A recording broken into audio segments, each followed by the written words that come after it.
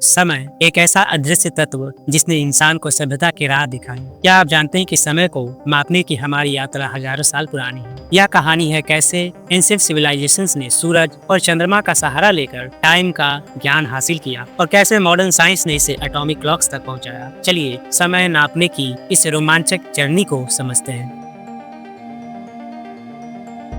सबसे पहले ह्यूमंस ने टाइम को समझने के लिए प्रकृति का सहारा लिया। मिस्र के लोग 1500 BCE में सन डायल का इस्तेमाल करते थे। एक घड़ी को जमीन पर गाड़कर उसकी शैडो से टाइम का अंदाजा लगाया जाता था। शैडो की लंबाई और दिशा से मॉर्निंग, नून और इवनिंग का पता चलता था। हालांकि यह केवल डे टाइम और साफ वेदर में ही काम करता था। बेबीलोन के लोग मून फेसिस का उपयोग मंथ्स और ईयर्स का निर्धारण करने में करते थे। उनकी कैलेंडर प्रणाली में 12 लूनर मंथ्स होते थे। एंशिएंट इंडियन और माया सभ्यता ने टाइम मापने में नेचुरल इवेंट्स का सहारा लिया। भारतीय ऋतुओं और एग्रीकल्चर साइकिल्स के आधार पर पंचांग तैयार करते थे, जो अत्यधिक एक्यूरेट था। जैसे जैसे सिविलाइजेशन डेवलप हुई, ह्यूमंस ने टाइम को और एक्यूरेटली मेजर करने का उपकरण बनाया। चाइना और इंडिया में वाटर क्लॉक्स का इस्तेमाल किया जाता था। एक बर्तन से धीरे धीरे पानी ड्रिप करता था और पानी के लेवल के आधार पर टाइम मापा जाता था। सैन ग्लासेस ने छोटे छोटे समय मापने में मदद की। ये क्लॉक्स समुद्री यात्राओं में बहुत उपयोगी थे।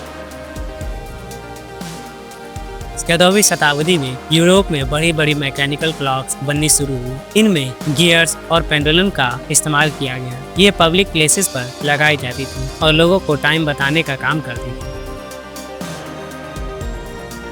इंडस्ट्रियल रेवोल्यूशन के बाद टाइम मेजरमेंट में बड़ा बदलाव आया। गैलीलियो की खोजों ने पेंडुलम क्लॉक्स को जन्म दिया। ये क्लॉक्स बेहद सटीक थी और 18वीं शताब्दी में पॉपुलर हुई। 20वीं शताब्दी में हार्ट टच क्रिस्टल्स का उपयोग क्लॉक्स में किया गया। ये क्लॉक्स इलेक्ट्रिसिटी से चलती थी और बहुत एक्यूरेट टाइम बताती थी।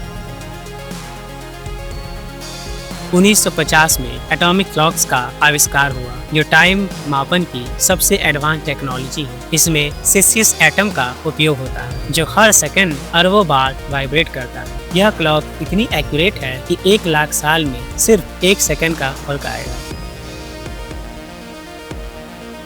आज के समय में GPS टेक्नोलॉजी भी टाइम मेजरमेंट में उपयोगी है। हमारे मोबाइल और नेविगेशन सिस्टम एक्यूरेट टाइम के लिए सैटेलाइट बेस्ड क्लॉक्स पर निर्भर करते हैं।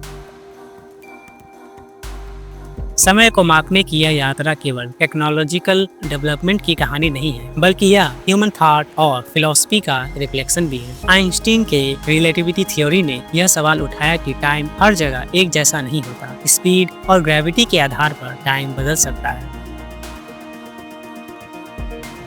टाइम का मेजरमेंट हमें यह सिखाता है कि हमारे पास हर मोमेंट कितना वैल्यूएबल है। क्लॉक की हर टिक हमें याद दिलाती है कि टाइम को सही दिशा में इस्तेमाल करना जरूरी है।